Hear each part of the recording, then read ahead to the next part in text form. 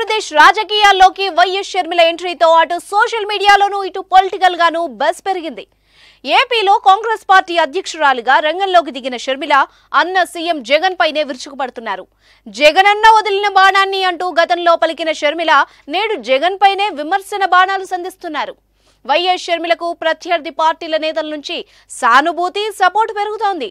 PCC chief YS షర్మిలకు పలువురు అండగా నిలబడేందుకు సిద్ధమంటున్నారు. గజం కేవలం 4,500 రూపాయలతో 165 గజాల భూమి కేవలం 8 లక్షలు మాత్రమే.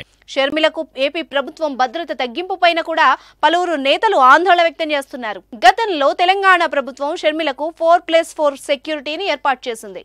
ఏపీ పీసీసీ చీఫ్ గా బాధ్యతలు చేపట్టాక జగన్ సర్కార్ ఆమె భద్రతను 1+1 కు తగ్గించిందని కాంగ్రెస్ నాయకులు చెబుతున్నారు.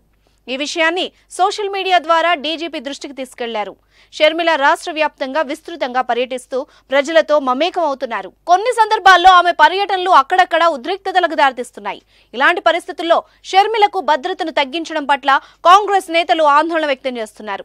షర్మిలకు వెంటనే 4+4 సెక్యూరిటీతో పాటు ఎస్గార్డ్ వాహనాన్ని ఏర్పాటు చేయాలని కాంగ్రెస్ నేతలు ప్రభుత్వాన్ని డిమాండ్ చేస్తున్నారు. రీసెంట్ గా టీడీపీ సీనియర్ నాయకుడు అయ్యన్న పాత్రుడు షర్మిలకు ప్రాణహాని ఉందని సెన్సేషనల్ కమెంట్స్ చేశారు. వెంటనే ఆమెకు భద్రత పెంచాలంటూ డిమాండ్ చేశారు. అంతేకాదు ఆస్తుల విషయంలో జగన్మోహన్ రెడ్డికి తల్లి, చెల్లి, బాబాయ్ అని తేడా ఏమీ లేదంటూ ఆరోపించారు. రాజకీయంగా ఆమెను ఎదుర్కోలేక ఆమెను అంతమొందించిన ఆశ్చర్యపోవాల్సిన అవసరం లేదు అన్నారు. వైసీపీపై తీవ్ర స్థాయిలో విమర్శలు గుప్పించిన అయ్యన్న పాత్రుడు షర్మిలకు వైఎస్ఆర్ ఇచ్చిన ఆస్తులతో వాటా పంచకుండా జగన్ ఆపుతున్నారన్నారు.